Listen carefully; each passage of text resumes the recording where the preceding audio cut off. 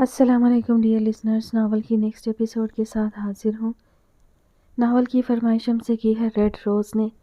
Novel کا نام ہے شب یقین، مصنفہ ہیں ہادیہ مغل، قسط نمبر 9۔ شارف پلیز مجھ سے نکاح کر لیں، پلیز شارف، آپ کا خدا کا واسطہ ہے، میں آپ سے کوئی ڈیمانڈ نہیں کروں گی۔ آج پھر ابیحہ مراد شارف ابدال کے در پر آئی تھی۔ وہ شاداب سی ابیحہ مراد اس وقت کمزور ناتواں سی ملگج حلیے میں تھی۔ کم آن ابیحہ، میں نے تمہیں پہلے بھی کہا تھا، میں ایسے نکاح وغیرہ کے جھنجھٹ میں نہیں پھنستا۔ تم خود میری جانب بڑھی تھی، اگر میں بڑھتا تو الگ بات تھی۔ تم لائف انجوائے کرو، کسی سے ڈرنے کی کوئی ضرورت نہیں ہے، بلکہ آؤ میں تمہیں لائف کی نئی سکون سے متعارف کرواتا ہوں۔ اس کا چہرہ ہاتھوں میں تھامے وہ مزید غلاظت پر آمادہ تھے۔ شارف، میں نے آپ سے محبت کی تھی، وہ پس مردہ سی چیخی۔ بند کمروں کی محبت کبھی محبت نہیں ہوتی، وہ صرف تسکین ہوتی ہے جو تم چاہتی تھی، اور میں اس تسکین کی وجہ بن گیا۔ کمر میں ہاتھ ڈالے انہوں نے ابیحہ مراد کو اپنے قریب کیا تو وہ سسکتی ہاتھ جوڑتی بھکاری کی مانند تھی۔ شارف، آپ بس نکاح نامے پر سائن کر دیں، خدارا میں آپ کو کبھی نہیں کہوں گی اس بچے کی ذمہ داری اٹھائیں، پلیز میری عزت بچا لیں، میرا باپ مر جائے گا۔ وہ سسکتی گڑ گڑائی، لیکن مقابل شارف ابدال تھا جس کی سفاکیت سے شیطان بھی پناہ مانگتا تھا۔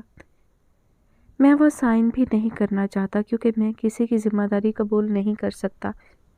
آگے جا کر بہت مسئلے ہوتے ہیں جو میں ہرگز برداشت نہیں کر سکتا۔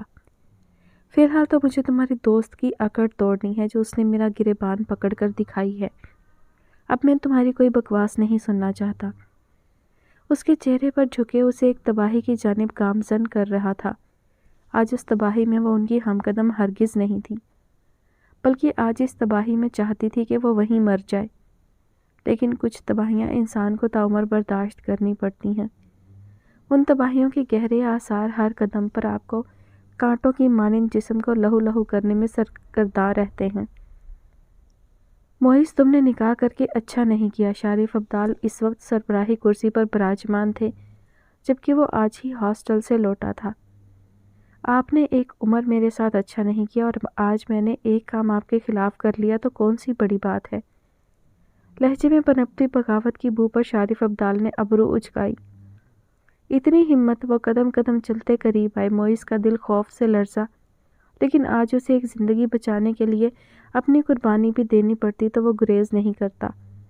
وہ اس کے مسیحا کی محبت تھی، وہ کیسے اسے تکلیف دے سکتا تھا؟ تمہاری ماں جانتے ہو کس اذیت میں ہے؟ انہوں نے اپنا موبائل معیز کے سامنے کیا۔ معیز رؤف کی سانس گویا کسی نے دبوچی تھی۔ سامنے اس کی ماں نیم اندھیرے کمرے میں سسکتی زندگی کی بھیک مانگ رہی تھی۔ 3 مرد ان کے گرد موجود تھے۔ ماما، وہ تڑپتا موبائل تھامنے کے لیے جھپٹا، لیکن شارف ابدال نے موبائل آف کیا۔ وہ ساکت رہ گیا تھا، ایسا تو کبھی نہیں سوچا تھا کہ وہ اس حد تک گر جائیں گے۔ شارف، ان سب میں ماما کا کیا قصور ہے؟ قصور تو سب اس کا ہے، اس کی وجہ سے میں واپس فرانس گیا اور یہاں تم نے نیا تماشا کھڑا کر دیا۔ سزا تو سبھی بھگتتے ہیں۔ شارف، میری ماما کو چھوڑ دیں پلیز، انہیں اذیت مت دیں۔ وہ گھٹنوں کے بل گرتا سسکا۔ مجھ سے دھوکہ دہی کرنے والوں کو میں نہایت بھیانک سزا دیتا ہوں، انہیں تڑپا تڑپا کر مارتا ہوں، لیکن تم تو میرے بھتیجے پلس بیٹے ہو، تمہیں کیسے تڑپاؤں؟ اسے کھڑا کیے وہ اصلی نرمی سے بولے، لیکن اس نرمی میں بھی ایک سرد پن حائل تھا۔ مہتاب کو طلاق دو اور اسے میرے حوالے کر دو۔ نہیں، میں یہ نہیں کروں گا، کبھی نہیں کروں گا۔ وہ اٹھ کر ان کے مقابل ہوا۔ اتنی محبت کرنے لگے ہو اس لڑکی سے؟ شارف ابدال نے کندھے پر ہاتھ رکھا اور ہلکا سا دباؤ ڈالا۔ میں اسے آپ جیسے درندے کے حوالے کبھی نہیں کروں گا۔ آپ بے شک میری جان بھی لے لیں، میں آخری وقت تک اس کی حفاظت کروں گا، اور جہاں تک ماما کی بات ہے انہیں بھی آپ سے آزاد کروا کر رہوں گا۔ اگر یہاں آپ کی پہچان ہے تو کچھ لوگ مجھے بھی جانتے ہیں۔ میری ایک آپ کے خلاف گواہی آپ کو جیل کی سلاخوں کے پیچھے کر سکتی ہے۔ میں آپ کے سارے خفیہ راز زوار الوی کو بتا دوں گا۔ وہ مضبوط انداز میں ان کی آنکھوں میں دیکھتے دہاڑا۔ تم یہاں سے نکلو گے تو کچھ کرو گے۔ اشرف، اسے لے جاؤ یہاں سے۔ اشرف تو حکم کا پابند تھا۔ چھوڑو مجھے، چھوڑو گھٹیا انسان۔ 2 لوگوں نے اسے جکڑا تھا، میرے سامنے جو بھی کھڑے ہونے کی کوشش کرتا ہے میں اسے ایسے ہی تڑپاتا ہوں۔ کمرے میں قید معیز کی چیخیں گونج رہی تھیں، اسے بری طرح مارا گیا تھا، اسے تڑپایا جا رہا تھا، جبکہ شریف ابدال وہ چیخیں سنتے محض مسکرا رہے تھے۔ ان چیخوں میں ان کا گہرا سکون چھپا تھا۔ درد کا سلسلہ جیسے شروع ہو چکا تھا، لیکن اس سب میں شاید قسمت نے مشل کو دور رکھا، وہ اپنی دنیا میں مگن تھی۔ شریف ابدال نے اس کے ساتھ نہایت دوستانہ مشفقانہ رویہ رکھا تھا، وہ اسے بہت کم ہاتھ لگاتے تھے۔ مہتاب کو وہ مختلف پارٹیز میں لے جانے لگے، مختلف لوگوں سے ملوانے لگے۔ پہلی مرتبہ وہ جب ان کے ساتھ گئی تو اس نے کافی واویلا مچایا۔ شریف ابدال نے اسے 7ویں منزل پر لا کر پھینکا۔ وہاں موجود درندوں کی جیسے زبانیں باہر لٹک گئیں۔ اتنی مکمل خوبصورتی اور نازک بدن ابصرہ شاید پہلی بار سامنے تھی۔ اسے نوچنے کے لیے وہ بے تاب تھے، جبکہ مہتاب وہ منظر دیکھتی مر جانے کو ہوئی۔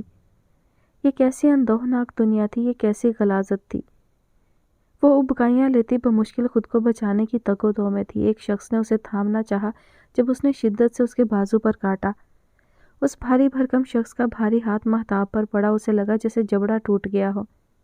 شریف ابدال نے اسے بازو سے جکڑ کر سامنے کھڑا کیا، جبکہ وہ سوجی آنکھوں پھٹے ہونٹ کے ساتھ بمشکل حواس قائم رکھ پائی۔ کیا زندگی اتنی دردناک ہوتی ہے؟ میں تمہیں کبھی ان کے حوالے نہیں کروں گا، کیونکہ میں تمہاری خوبصورتی تباہ نہیں کرنا چاہتا۔ تم میری ڈائمنڈ کی ہو جو مجھے آسمان کی بلندیوں پر پہنچائے گی، لیکن اگر تم نے مجھ سے دھوکے بازی کی یا پھر کچھ ایسا ویسا کیا تو میں مشل کو ان درندوں کے حوالے کروں گا، اور تمہارے سامنے وہ اس کی حالت بگاڑ دیں گے۔ اگر اپنی بہن کو بچانا ہے تو تمہیں میرا ساتھ دینا ہوگا۔ تمہاری عزت محفوظ رہے گی اگر تم میرے ساتھ تعاون کرو گی۔ شریف کا رینگتا ہاتھ مہتاب کے رونگٹے کھڑے کر رہا تھا، وہ اس لمس پر مچھلی کی طرح تڑپ رہی تھی۔ عزت لوٹنے سے زیادہ تو یہ سب کھلی آنکھوں سے دیکھنا تکلیف دہ تھا۔ یہ اذیت تو اب اسے روز دیکھنی تھی، اور یہ سوچ تو اسے مارنے کو تیار تھی کہ زوار علوی بھی اس حقیقت سے آگاہ ہے تو کیا اس نے اپنی بیٹی کو مکمل بیچ دیا؟ کیا وہ اتنا درندہ تھا، اتنا سفاک باپ تھا؟ وہ وہیں ان کی باہوں میں جھول گئی تھی۔ وہاں موجود گندگی نے مہتاب کے حواس چھین لیے تھے۔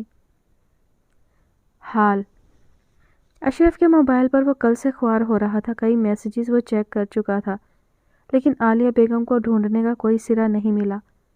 ایک اسی موبائل کے ذریعے ہی تو وہ ان تک پہنچ سکتا تھا۔ نہ جانے اشرف کس حال میں ہوگا، اگر اس نے کسی طرح شریف سے رابطہ کر لیا تو نہ جانے کیا ہوگا۔ پرسوچ سا وہ پیشانی پر ہاتھ کی ٹھوکر مار رہا تھا۔ موبائل پر رنگ ہوئی تو وہ چونک گیا۔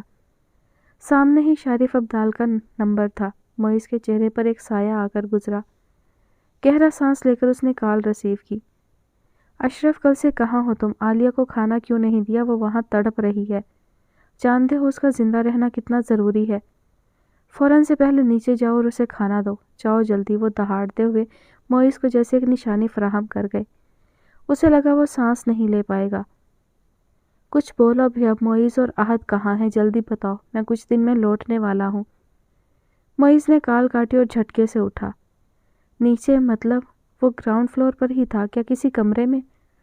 وہ پرسوچ سا ہر کمرہ چیک کرنے لگا۔ بیل دوبارہ ہوئی تھی، لیکن معیز ہر چیز نظر انداز کیے ہر کمرہ دیوانوں کی طرح دیکھ رہا تھا۔ ماضی زندگی اتنی تلخ، اتنی دردناک بھی ہوتی ہے، یہ مہتاب علوی نے اب جانا تھا۔ باپ کو غیرت مند ہونا چاہیے، باپ کے احساسات نہیں مرنے چاہیے، لیکن یہاں ماں اور باپ دونوں دولت کی ہوس میں ایسی راہوں پر گامزن تھے جو صرف تباہی لاتی ہے۔ ان کے احساسات، غیرت، سب دولت کی ہوس لے گئی تھی۔ مشل علوی کی زندگی جوانی کی جانب بڑھنے لگی تو مہتاب علوی کو فکر ستانے لگی۔ اپنی تباہی اسے منظور تھی، لیکن بہن کی تباہی اسے جیتے جی مار دیتی۔ وہ مشل کی غیر محسوس طریقے سے حفاظت کرنے لگی تھی۔ چند روز بعد ہی ابیحہ مراد اس کے در پر آئی۔ اس کی تو اپنی زندگی کٹھنائیوں میں تھی، وہ اسے کیا سہارا دیتی، لیکن وہ مہتاب تھی جسے دوسروں کی فکر عزیز تر تھی۔ مہتاب، میرے بابا مجھے چھوڑ کر چلے گئے، مجھے پناہ دے دو، وہ لوگ مجھے جینے نہیں دے رہے۔ محلے والوں نے اسے مار مار کر وہاں سے نکال دیا تھا۔ گناہ چھپاتے چھپاتے وہ موت کے دہانے پر آئی تھی۔ ان دنوں زوار علوی اور شبنم فرانس ٹور پر گئے تھے۔ یہ شریف ابدال کی مہربانی تھی جو زوار علوی کو کسی نعمت سے کم نہیں لگی۔ مہتاب کو لگا زندگی ایک دم سے بالکل ہی بیچ چوراہے میں آ گئی ہے، جہاں انسان مرنا پسند کرتا ہے۔ وہ کس کے پاس جاتی، کس سے مدد مانگتی، کوئی در باقی ہی نہیں تھا۔ وہ شخص ایسا منہ موڑ کر گیا کہ کوئی سہارا ہی نہیں چھوڑا، کوئی نشانی ہی نہیں بچی تھی جس سے وہ سراغ لگا لیتی۔ چند ماہ کا یہ قیام ابیحہ مراد کے لیے بہت کٹھن تھا۔ شارف ابدال نے اب بھی اس کی حالت پر رحم نہیں کھایا تھا۔ وہ اس بچے کے بعد اسے اسی 7ویں منزل کا حصہ بنانے والے تھے جہاں کی غلاظت شاید ابیحہ مراد کو مکمل برباد کر دیتی۔ ہاسپٹل میں جس وقت اسے لے جایا گیا، شارف ابدال ننھے احد کی پیدائش کے بعد آیا تھا۔ معیز اس وقت ہسپتال کے بقیہ جات جمع کروانے گیا تھا۔ جلدی سے اس جھنجھٹ سے آزاد ہو جاؤ، تمہیں میرے ساتھ میرا پارٹنر بننا ہے۔ تم ترقی کی راہوں کی ملکہ بننے والی ہو۔ تم شارف ابدال کی زندگی کا اہم جز بن جاؤ گی۔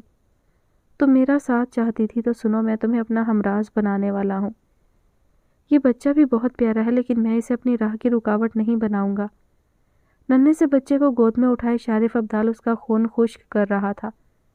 اس خود غرض لڑکی کی ممتا جاگ اٹھی تھی۔ شارف سے بچہ لے کر سینے سے لگائے وہ سہمی جب شارف ابدال اس کے نزدیک آیا۔ فکر مت کرو، یہ بچہ محفوظ رہے گا، اسے میں کچھ نہیں کر سکتا۔ خون تو یہ میرا ہی ہے، لیکن اگر کوئی چالاکی کرو گی تو اس کا خون بھی بہا دوں گا، کیونکہ جو میری راہ میں رکاوٹ بنتا ہے وہ کٹھنائیوں میں ڈھلتا ہے۔ اس کے گال پر ہاتھ پھیرے وہ مزید شفاق بنا۔ کچھ دیر میں وہ وہاں سے نکلے تھے۔ ابیحہ مراد ایک گناہ کا بوجھ اٹھاتے ہلکان تھی۔ اگر مزید ان راہوں کا حصہ بنتی تو شاید اپنی نگاہ میں گر جاتی۔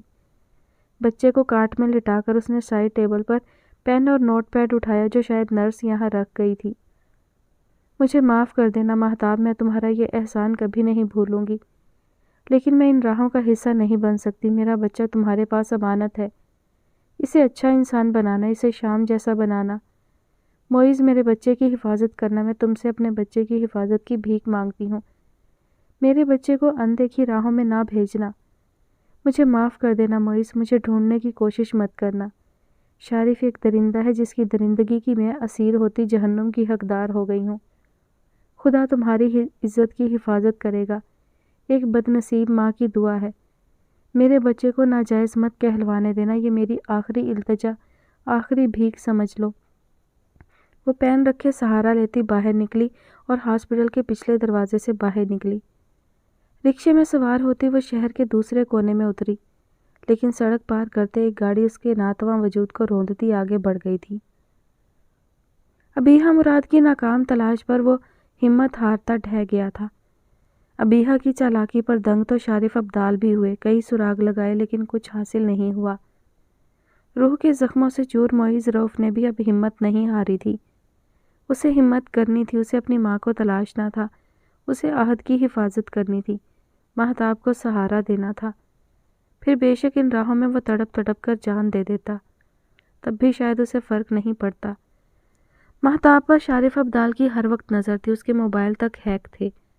3 ماہ میں وہ کئی بار اپنی غلطیوں کی وجہ سے ٹارچر روم میں بھیجی گئی جہاں کی اندوہ ناکیاں تاریکیاں روح کو سنسنا دیتی تھیں۔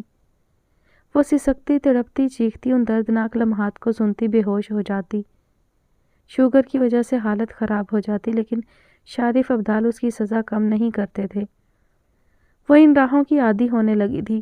ماں باپ کی بے حسی دیکھ کر وہ بے جان روح کی مانند شارف ابدال کے ساتھ جانے لگی۔ اسے محض چند لمحے ان سب شفاق ہوس پرست مردوں کے درمیان بیٹھنا ہوتا تھا، اپنے جسم کی نمائش کرنی ہوتی تھی۔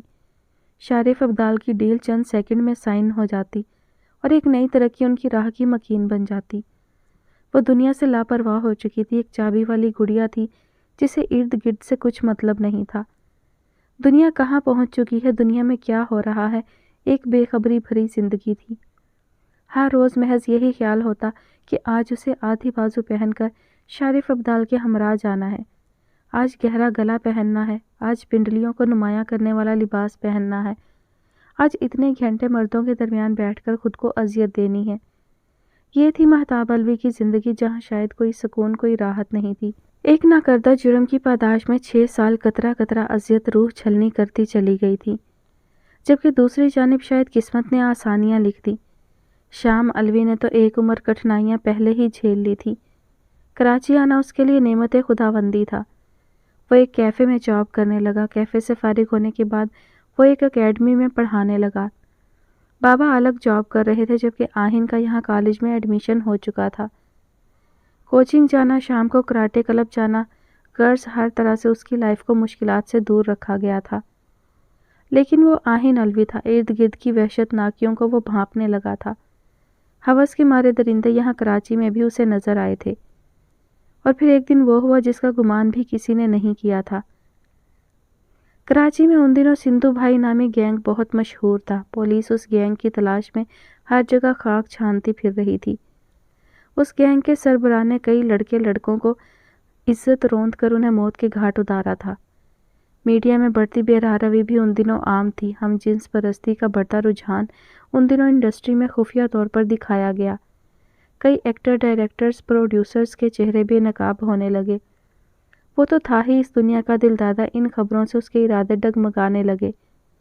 لیکن برائی اچھائی ہر جگہ ہوتی ہے، اگر اس جگمگاتی دنیا میں قدم رکھنا تھا تو اپنی حفاظت بھی یقینی بنانی تھی۔ وہ کوچنگ سینٹر سے لوٹ رہا تھا جب ایک جوڑے جثے والے آدمی نے اس کی راہ روکی۔ اس کی سرخ آنکھوں میں ہوس کی ٹپکتی بوندیں اسے بھی لپیٹ میں لینے لگی۔ رات کا وقت تھا، گلی سنسان تھی، ارد گرد نظر دوڑائی تو کوئی ذی روح نہیں تھا۔ آہن الوی کا حلق خشک ہوا۔ وہ شخص اس کی جانب بڑھ رہا تھا جبکہ آہن الوی کے قدم پیچھے کی جانب ہونے لگے۔ دور فضاؤں میں پولیس کے سائرن کی آواز گونج رہی تھی، یعنی پولیس اسی شخص کے تعاقب میں تھی۔ وہ چاقو نکالے اس کی جانب بڑھا۔ آہن نے کندھے پر لٹکے بیگ کو مضبوطی سے تھاما اور قدم پیچھے کی جانب لیے۔ دیکھ، مجھے میرا کام کرنے دے گا تو آزادی تجھے آسانی سے دوں گا۔ پولیس سے جان بچاتا وہ شخص اس وقت بھی اپنی درندگی کو پورا کرنا چاہتا تھا۔ اس کے لہجے سے ٹپکتی خباثت نے آہن الوی کے اعصاب سپاٹ کیے۔ اگر وہ اس وقت گھبرا جاتا تو شاید تعمر نہ اٹھ پاتا، لیکن اسے آج ہمت نہیں ہارنی تھی۔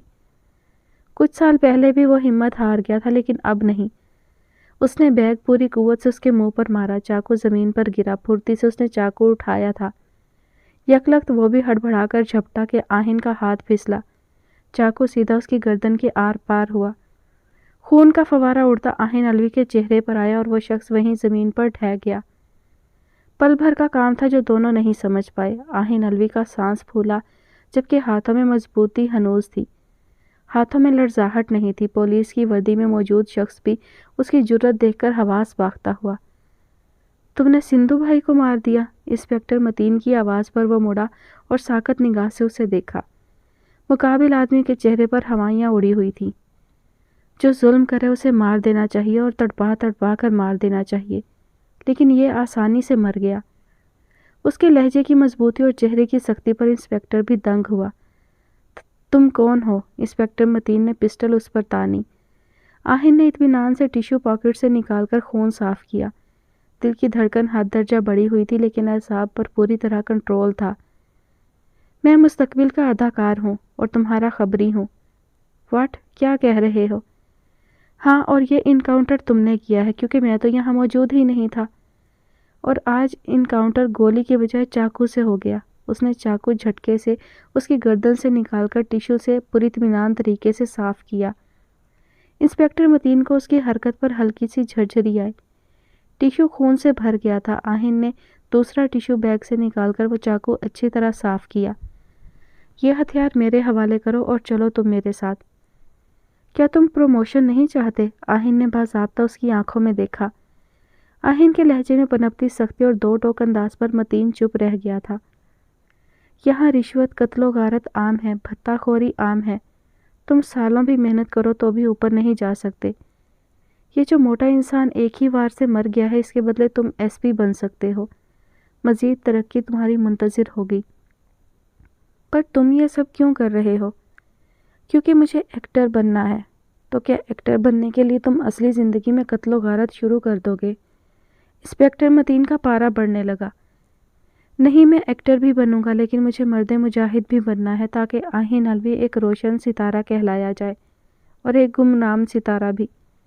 آہن اس کے مقابل کھڑا ہوا۔ اس سانولے سے لمبے قد کاٹ کے لڑکے کی آنکھوں میں جنوں خیزی تھی، کچھ کرنے کی لگن تھی۔ سوچ لو، میں قتل کروں گا، فائدہ تمہارا ہوگا۔ دشمنوں کو موت کے گھاٹ میں اتاروں گا، نام تمہارا بلند ہوگا۔ میرا کہیں بھی نام و نشان نہیں ہوگا، اور جو قتل تم نہیں کر پاؤ گے اس پر گمنام ستارے کا ٹھپا لگا دینا۔ فائدہ ہی فائدہ۔ وہ پلانر تھا، پل بھر میں اس نے آئندہ زندگی کا لائحہ عمل طے کر لیا تھا۔ لیکن پھر بھی تم نے جس دلیری سے قتل کیا ہے، تمہیں پاکستانی ادارے ہاتھوں ہاتھ لیں گے۔ مجھے صرف ایکٹنگ کرنی ہے، ایکٹنگ میرا جنون ہے، میں اپنا نام بنانا چاہتا ہوں، لیکن میں ان ملک دشمنوں کا خاتمہ بھی چاہتا ہوں۔ ہزاروں لوگ خفیہ گمنام زندگی گزار رہے ہیں، وہ بغیر کسی مطلب، بغیر کسی تمغے کے کام کر رہے ہیں، تو میں کیوں نہیں کر سکتا؟ وہ اب تک ساکت پر سوچ کھڑا تھا۔ جلدی کرو، وقت نہیں ہے۔ آہن نے اس کا چہرہ جانچ کر ایک اور داؤ کھیلا۔ مستقبل کی ایک روشنی انسپکٹر متین کی آنکھوں کے گرد گھومی تو جیسے سب کچھ خوشگوار لگنے لگا۔ آہن الوی وقت سے پہلے اصل زندگی کی اداکاری میں قدم رکھتا دشمنوں کے لیے ایک پھانسی کا پھندا ثابت ہوا تھا۔ حال بیٹا سجا سنورا کرو، وہ لاکھ تم سے بے اعتنائی برت دے، لیکن جو جگہ شہرام کے دل میں تمہاری ہے وہ کسی کی نہیں ہو سکتی۔ چچی کی سرگوشیاں ذہن میں ادھم مچانے لگی تو وہ آئینے کے سامنے کھڑی ہوئی، ایک تنقیدی سی نگاہ اپنے گلابی چہرے پر ڈالی۔ وہ کل سے نہ جانے کہاں گم تھا، نہ مہتاب کی فکر تھی، نہ وہ گھر آیا تھا۔ آج شدت سے شام الوی کی کمی محسوس ہو رہی تھی۔ وہ یکٹک شام کو سوچتی آئینہ دیکھتی رہی، نازک گلابی سے لب، سیاہ بھنورا سی دراز پلکوں والی آنکھیں، ستواں ناک، ڈائی شدہ گولڈن بال جو اب مزید خوبصورت ہو چکے تھے۔ اس وقت عام سے کرتا شلوار میں ملبوس تھی۔ پہلے دل چاہا سب چھوڑ کر بیٹھ جائے، وہ تو ایک نگاہ بھی نہیں ڈالتا تھا۔ اس نے تو نگاہ والے دن بھی آنکھ بھر کر نہیں دیکھا تھا، پھر آج کیسے دیکھے گا؟ وہ نگاہ بھر کر اسے دیکھتی رہتی تھی، لیکن اس کی نگاہ ادھوری ہوتی تھی، جس میں بھی واضح شکوہ ہوتا تھا۔ گولڈن کلر کی شارٹ تکون فراک جس پر ہوا گولڈن ہی باریک ورک اس رنگ کی خوبصورتی میں سونے جیسا کام کر رہا تھا۔ لباس لے کر ڈریسنگ کی طرف بڑھی، کچھ دیر میں وہ لباس تن پر سج کر مزید خوبصورت لگا۔ آنکھوں کی ابھرتی سطح پر گولڈن رنگ بکھرا کر باریک لائنر سے آنکھیں مزید قاتلانہ بناتی آج شاید شام الوی کو چاروں شانے چت کر دینے والی تھی۔ لپسٹک کو تلاش کرتے ہاتھ کانپے، وہ لمحات یاد آئے جو ان 6 سالوں میں بھگتے تھے۔ یکدم ساری تیاری کا جوش ختم ہوا اور اذیت نے ارد گرد ڈیرا ڈالا۔ اس نے آئینے میں ایک بار پھر اپنا عکس دیکھا، ایسے لگا جیسے شارف ابدال موجود ہو اور اسے گہری تپش زدہ نگاہوں سے گھور رہا ہو۔ خوف سے رنگت سفید پڑ گئی، جبکہ ہاتھوں میں لرزاہٹ بڑھنے لگی۔ وہ سب کچھ اسی طرح چھوڑے بیڈ پر آ کر سمٹ گئی، گھٹنوں کے گرد بازو لپیٹ لیے۔ لمحات آنکھوں میں رقص کرنے لگے جب شارف ابدال اسے تیار کروا کر مختلف مردوں کے درمیان لے جاتا تھا۔ اس کا تعارف ایک مسٹریس کے طور پر کروایا جاتا تھا۔ ایک طویل تر عرصہ اس نے یہی تکلیف سہی تھی۔ کئی زخم تو اس کے جسم پر اپنے دیے گئے تھے، اگر شام الوی کبھی وہ زخم دیکھ لیتا تو کیا اس پر اعتبار کرتا؟ سلیو لیس لباس وہ بسا اوقات پہنتی آئی تھی، لیکن جب وہ زخم نمایاں ہوتے تو انہیں میک اپ کی آڑ میں چھپایا جاتا۔ اس کے جسم پر اس سے زیادہ شارف ابدال کا حق تھا، اس کی ایک کھرونچ کے بدلے اسے دردناک ماحول میں رکھا جاتا تھا، جہاں کی غلاظت اس کے دماغ کو جھنجھنا دیتی تھی۔ اس کا سر وحشتناک چیخوں سے پھٹنے والا ہو جاتا، لیکن اسے آزادی نصیب نہیں ہوتی تھی۔ شارف ابدال نے اسے جسمانی اذیت کے بجائے ذہنی اذیت سے نوازا تھا۔ اس وقت بھی وہ مناظر نگاہ میں رقص کرنے لگے جب وہ ہذیانی ہوتی اپنے ہاتھ پاؤں مسلنے لگی۔ کمرے کا دروازہ کھلا تو وہ چیختی اپنی جگہ سے اچھلی، جبکہ شام الوی کی نگاہ آج سرخ تھی، چہرے پر حزن و ملال تھا۔ وہ تیز قدموں سے ماہ کی جانب آیا۔ جانا، شام کی جانا، میں ہوں تمہارا شام، ڈرو مت۔ اسے بازوؤں سے تھام کر سامنے کھڑا کیا اور سینے سے لگایا۔ اس کے لفظوں میں بے قراری تھی، ایک بے اختیاری تھی۔ وہ وقت، حالات، سب کچھ بھول گیا تھا۔ تم چاہتی تھی نا میں دل سے جانا کہوں تو سنو، تم میری جانا ہو، صرف میری۔ تم ہو تو شام ہے، تم نہیں تو شام بھی نہیں۔ میں تم سے بہت محبت کرتا ہوں، اتنی محبت کہ شاید ہی کسی نے کسی سے کی ہو۔ تم میری روح، سکون دل، دھڑکن، ازل ابد سب ہو۔ تم میری جانا ہو، میری دھڑکن میں ہو، میری آتی جاتی سانس کی روانی ہو۔ تمہارا اس کمرے میں ہونا میرے لیے میرا اطمینان ہے۔ بنا اسے سنبھلنے کا موقع دیے اس نے شدت سے مہتاب الوی کو سینے میں سمو لیا۔ سر پر لب جمائے وہ لفظوں کی مٹھاس بخشنے لگا۔ مہتاب الوی کے سارے وہم و ابہام ہوا میں معلق ہو کر کہیں گم ہو گئے۔ مہتاب، شام نے بے قراری سے اس کا چہرہ تھاما۔ وہ بوجھل آنکھوں سے اسے دیکھتی لڑکھڑائی۔ شام، میں بری نہیں تھی شام، میں غلط نہیں تھی، میں پاپا کو نہیں جھٹلا سکتی تھی۔ وہ میرے پاپا تھے، لیکن میں نے تمہیں دھتکار دیا، تمہاری ہر بات کی نفی کر دی۔ نہیں جانا، میں غلط تھا، میں گناہ گار ہوں، تمہیں درندوں کے درمیان پھینک آیا، اپنی زندگی کو ہی عذاب کے راستوں میں دھکیل دیا۔ زوار علوی کا انکشاف جو انہوں نے آج کیا تھا وہ شام علوی کی جان کو ایک گہرا جھٹکا دے گیا۔ وہ غلیظ سفاک درندہ نما شیطان اس کی عزت، اس کی زندگی کو رسوا کرنے والا تھا۔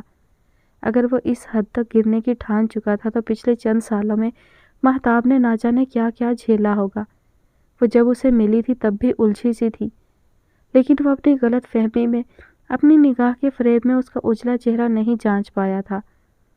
وہ کل سے مہتاب کا سامنا کرنے کی پوزیشن میں نہیں تھا، اور آج جب وہ زوار علوی سے ملنے گیا، جو انکشاف انہوں نے کیا تھا، وہ الٹے پاؤں وہاں سے لوٹ آیا۔ دل بے قرار تھا۔ وہ جلد از جلد مہتاب کی جانب بڑھنا چاہتا تھا، لیکن کمرے میں آتے ہی اس کی الجھی بکھری حالت اسے تڑپا گئی تھی۔ دل سسک اٹھا تھا۔ آج شام علوی کی بردباری بے قراری میں بدلی تھی۔ وہ دیوانہ بنا اسے چھو رہا تھا۔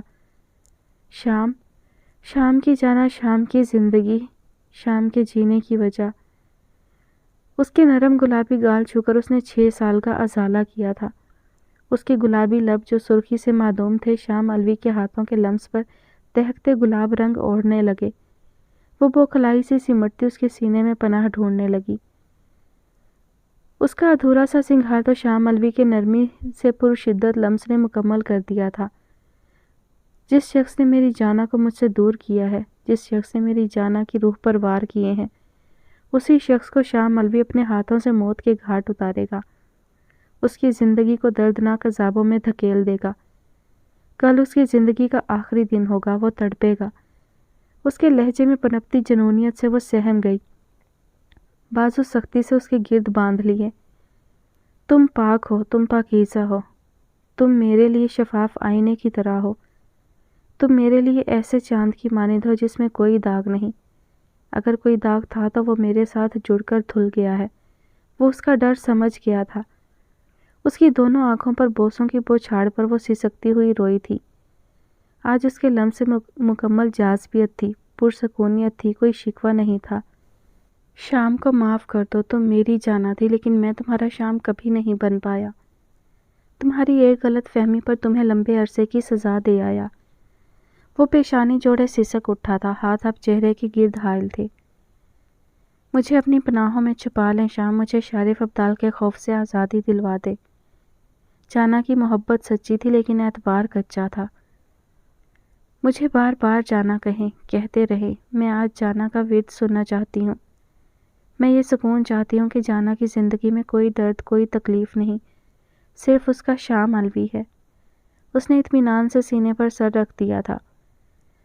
میں بار بار جانا کہوں گا، ہر وقت جانا کا ورد ہوگا۔ تمہاری سماعت، دل، دماغ، روح ایک لفظ کی گردان سے مغرور ہو جائیں گے۔ تم میرے حصار میں نکھرتی موت پر ہو جاؤ گی، لیکن میری جانا کو مجھ سے دور جانے کا حق حاصل نہیں ہوگا۔ مہتاب علوی، میری جانا کو اب بالکل بھی اذیت مت دینا۔ بالکل بھی نہیں دوں گی شام۔ شام قریب تر رہے گا تو جانا جی اٹھے گی، جانا پاکیزہ ہو جائے گی۔ اس کی سرگوشیاں بوجھل ہونے لگی تھیں، جبکہ شام علوی نرمی میں ڈھل کر خماری کی جانب گامزن ہوا۔ اس کی میٹھی سی گردان سنتی وہ کبھی مسکرا دیتی، کبھی شرما جاتی۔ غرض یہ مبارک رات شام علوی کی ذات کے لیے انوکھے سکون کا باعث تھی، اور مہتاب کا سکون جیسے اس شخص میں قید تھا۔ اپنے احساس سے چھو کر مجھے سندل کر دو، میں کہ صدیوں سے ادھورا ہوں، مکمل کر دو۔ نہ تمہیں ہوش رہے نہ مجھے ہوش رہے، اس قدر ٹوٹ کے چاہو مجھے پاگل کر دو۔ تم ہتھیلی کو میرے پیار کی مہندی سے رنگو، اپنی آنکھوں میں میرے نام کا کاجل کر دو۔ اس کے سائے میں میرے خواب دہک اٹھیں گے، میرے چہرے پہ چمکتا ہوا آنچل کر دو۔ دھوپ ہی دھوپ ہوں میں، ٹوٹ کے برسو مجھ پر، اس قدر برسو میری روح میں جل تھل کر دو۔ جیسے صحراؤں میں ہر شام ہوا چلتی ہے، اس طرح مجھ میں چلو اور مجھے تھل کر دو۔ تم چھپا لو میرا دل اوٹ میں اپنے دل کی، اور مجھے میری نگاہوں سے بھی اوجھل کر دو۔ مسئلہ ہوں تو نگاہیں نہ چراؤ مجھ سے، اپنی چاہت سے توجہ سے مجھے حل کر دو۔ اپنے غم سے کہو ہر وقت میرے ساتھ رہے، ایک احسان کرو اس کو مسلسل کر دو۔ مجھ پہ چھا جاؤ کسی آگ کی صورت جانا، میری ذات کو سوکھا ہوا جنگل کر دو۔ شاعر وسیع شاہ۔ وہ تھک ہار گیا تھا، ہر کمرہ چھان لیا تھا، ہر جگہ دیکھ چکا تھا، لیکن عالیہ بیگم کا کوئی سراغ نہیں ملا۔ سارا دن گزر گیا لیکن کچھ حاصل نہیں ہوا۔ احد کو کھانا کھلا کر وہ ایک بار پھر لاؤنج میں آیا۔ لاؤنج میں کھڑا وہ گہرے اضطراب میں تھا۔ کہاں ہو سکتی ہیں مام؟ اپنی پیشانی رگڑے وہ ارد گرد بھی دیکھ رہا تھا۔ وہ ملازم جو ہمہ وقت گھر میں ہوتے تھے وہ بھی کھانا بنا کر اپنے کوارٹرز میں جا چکے تھے۔ اب وہ اکیلا آسانی سے ماں کا سراغ ڈھونڈ سکتا تھا۔ شارف ابدال کا کمرہ لاک تھا۔ اس نے کئی بار کھولنے کی کوشش کی لیکن کچھ حاصل نہیں ہوا۔ پرسوچ سا وہ کچن کی جانب آیا، کیبن سے چاقو اور ایک پیچ کس لیے وہ شارف ابدال کے کمرے کی جانب آیا۔ مختلف حیل و حجت سے اس نے لاک کھولا تھا۔ نیم اندھیرا کمرہ نفاست سے سجا تھا۔ ارد گرد طائرانہ نگاہ ڈال کر وہ آگے بڑھا۔ ان چند سالوں میں وہ منٹ یا 2 منٹ کے لیے شارف ابدال کے کمرے میں آیا تھا۔ اشرف کی موجودگی اس کے لیے ایک لٹکتی تلوار کی مانند تھی۔ ہر وارڈروب کو، ہر فرنیچر کے سامان کو ارد گرد کر کے وہ دیکھتا خوار ہو رہا تھا، لیکن کچھ حاصل نہیں ہوا۔ آپ کہاں ہیں مام؟ وہ تھک کر وہیں بیٹھ گیا۔ لہجے میں اس وقت نا امیدی تھی۔ سانس بحال کیے وہ ایک بار پھر کھڑا ہوا۔ دیدہ زیب واش روم میں داخل ہو کر اس نے ارد گرد نگاہ دوڑائی۔ نیچے جانے کا راستے کی آخر یہی جگہ ہو سکتی تھی، یا پھر وہ ہار جاتا۔ وہ مرر ڈور والے وارڈروب کو دھکیل کر اس نے جگہ جگہ ٹھونک کر چیک کیا۔ دل کی دھڑکن واضح بڑھ رہی تھی۔ دل جیسے اطمینانی کی جانب گامزن تھا۔ دوسرا سلائڈ کھولا تو اس کی آنکھیں حیرت سے پھیل گئی۔ اندر کی جانب ایک اور دروازہ تھا۔ سفید رنگ کا دروازہ وارڈروب کے اندرونی رنگ جیسا ہی تھا۔ دروازے پر ہینڈل کے ساتھ چھوٹے چھوٹے ریک بنے ہوئے تھے جس پر کم ہی ساز و سامان تھا، یعنی یہی راستہ تھا جو نیچے جانے کے لیے استعمال کیا جا سکتا تھا۔ وارڈروب کا سائز اتنا تھا کہ وہ اندر جا سکتا تھا، تو شارف کیوں نہیں جا سکتا تھا؟ معیز نے اس ہینڈل کو کھینچا تو سب چیزیں زمین بوس ہو گئیں۔ اسے تعجب ہوا۔ ایک بار پھر اس نے ہینڈل کو کھینچا تو دروازہ کھل گیا۔ معیز کی دھڑکن بڑھی جبکہ چہرے پر ایک الگ چمک تھی۔ دل میں رب تعالیٰ کا ورد کیے وہ قدم آگے بڑھانے لگا۔ دروازے کے پاس جیسے ایک اور دنیا تھی۔ اندر کی جانب جا کر چند سیڑھیاں تھی۔ وہ دھڑکتے دل کے ساتھ اندر داخل ہو کر نیچے بڑھا۔ سامنے ہی کچھ فاصلے پر چھوٹا سا کمرہ تھا جس کی چھت چھوٹی تھی۔ معیز کو لمبے قد کی وجہ سے جھکنا پڑا۔ سامنے ایک چھوٹا سا سنگل بیڈ اور چیئر اور کچھ ساز و سامان تھا، جیسے کسی کی رہائش ہو، لیکن وہاں کوئی موجود نہیں تھا۔ مام، اس نے بلند آواز سے پکارا تھا۔ دل جیسے حلق میں دھڑک رہا تھا۔ آواز گونجتی واپس کانوں میں ٹکرائی۔ وہ آگے بڑھا۔ مام، پکار ایک بار پھر بڑھی تو بیڈ کی دوسری طرف حرکت ہوئی۔ معیز کی پیشانی پر پسینہ چمکا جبکہ مدھم قدم لے کر وہ دوسری طرف آیا جہاں عالیہ بیگم کا ناتواں وجود گرا ہوا تھا۔ ماما، وہ چیختا ہوا آگے آیا اور انہیں سیدھا کیا۔ ماما، میں معیز، ماما آنکھیں کھولیں۔ وہ بے اختیار انہیں پکار رہا تھا۔ ان کو گود میں بھرتا وہ بمشکل انہیں اوپر واپس لایا۔ اس نے عالیہ بیگم کو بیڈ پر لٹایا اور ان کے ہاتھ مسلے۔ دل کی بڑھتی دھڑکن، آنکھ سے بہتے آنسو، وہ اس وقت دوہری کیفیت میں تھا۔ آج اتنے سالوں بعد اس نے انہیں چھوا تھا، دیکھا تھا، وہ اسے مل گئی تھی۔ ماں کو دیکھنا ہی سکون آمیز تھا۔ وہ بے ساختہ ان کو باہوں میں بھرتے سینے سے لگا گیا۔ ماما، آپ کا معیز دیکھیں ماما، میں ہوں آپ کا بیٹا، آپ کو لے آیا ماما، آپ مجھے مل گئیں، اللہ تیرا شکر ہے۔ ٹوٹے پھوٹے لفظوں میں وہ سمجھ ہی نہیں پا رہا تھا کیا کہے۔ وہ اب بھی بے یقین سا انہیں دیکھ رہا تھا کہ وہ واقعی اسے مل گئی تھی۔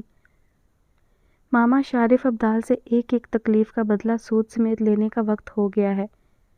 آپ، میں، ابیہا، مراد، احد اب شارف ابدال کو تڑپا تڑپا کر دردناک موت دیں گے۔ میں اب قاتل بھی کہلایا جاؤں تو مجھے غم نہیں ہوگا۔ عہد بھرے انداز میں کہتا وہ ماں کو سیدھا لٹائے ایک بار پھر سسکا تھا۔ شام، مہتاب نے دھیرے سے اسے پکارا۔ جانا، بہت پیاری لگ رہی ہو، اتنی پیاری کہ دل ایک بار پھر تمہاری ہمراہی چاہ رہا ہے۔ دل چاہ رہا ہے تمہیں دیکھتا رہوں اور بس دیکھتا رہوں۔ آنکھیں بند کی اس نے آسودہ سانس کھینچ کر کہا، آپ نے تو ابھی مجھے دیکھا ہی نہیں، تو پھر کیسے پتا چلا؟ وہ اس کا ہاتھ تھامتی شکوہ کنا ہوئی۔ نگاہ صرف بینائی کی نہیں ہوتی، میری نگاہ کا ذریعہ لمس، دل اور دماغ سب ہے۔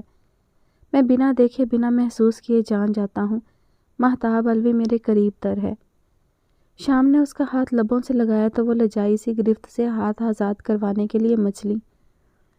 تم وفا ہو جانا، تم سکون ہو، تم دل کا اطمینان ہو، تم میری بینائی کا من پسند منظر ہو، تم میری سماعت میں گونجتی ساز آواز ہو جانا، تم ہی تم ہو، ہر جگہ، ہر مکان، ہر سمت، میری جانا، محبت کی انتہا ہو جانا۔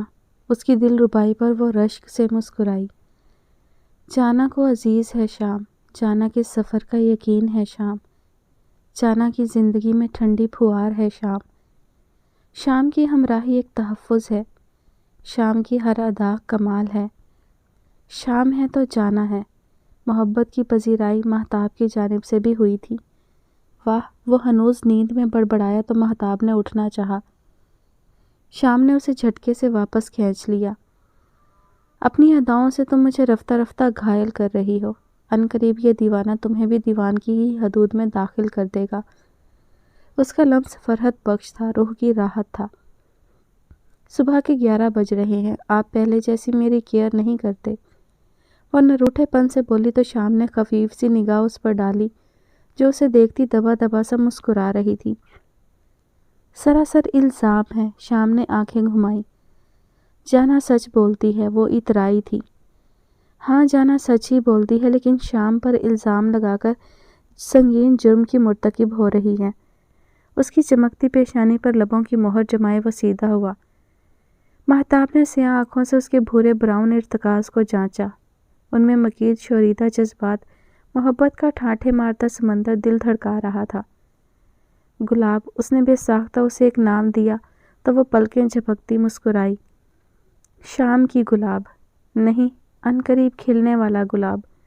اس کی در اندیشی پر وہ کانوں کی لوؤں تک سرخ پڑتی اس کے حصار میں چھپی تھی۔ 2 گلاب چاہیے مجھے، شام مزید شرارت پر آمادہ ہوا، جبکہ مہتاب نے ایک پنچ دل کے مقام پر مارا اور وہ شرم سے دوہری ہوئی۔ میں سچ کہہ رہا ہوں، اس میں کوئی رد و بدل نہیں ہوگی، وہ مزید گویا ہوا۔ شام، وہ چڑھتی ہوئی مزید اس میں سمٹی۔ جانا، اس کی نقل اتارے شام نے اسے بکھرے موتیوں کی مانند ایک دم سمیٹ لیا تھا۔ میگزین پٹک کر اس نے ٹی وی کی جانب دیکھا جہاں آہن الوی ایک ہیروئن کے ساتھ نظر آ رہا تھا۔ آنے والے نیوز سیریل میں وہ دونوں ساتھ دکھنے والے تھے، تبھی شوبز نیوز میں بتایا جا رہا تھا۔ میگزین میں ان دونوں کی ہی تصاویر تھیں، جس میں وہ کافی حد تک قریب کھڑے تھے۔ مشل کے گال غصے سے تپ گئے، جبکہ سبز نگاہیں دہک سی گئیں۔ اپنی حالت وہ سمجھ نہیں پائی تھی۔ اسے کل رات یاد آئی جب آہن نے وہ وال فریم غصے سے چکنا چور کیا تھا۔ اسد کا لایا گفٹ دیکھ کر وہ بھی دنگ تھی، لیکن آہن کا غصہ بھی دیکھنے لائق تھا۔ کل کا سوچتی وہ ایک بار پھر متفکر ہوئی، لیکن لب شرم سے کھلے۔ شاپنگ بیگ جس میں اسد گفٹ دے کر گیا تھا، آہن نے باکس کھولا تو اس میں 3 چینز والا وال فریم تھا جس میں اسد اور مشل کی کئی تصاویر تھیں۔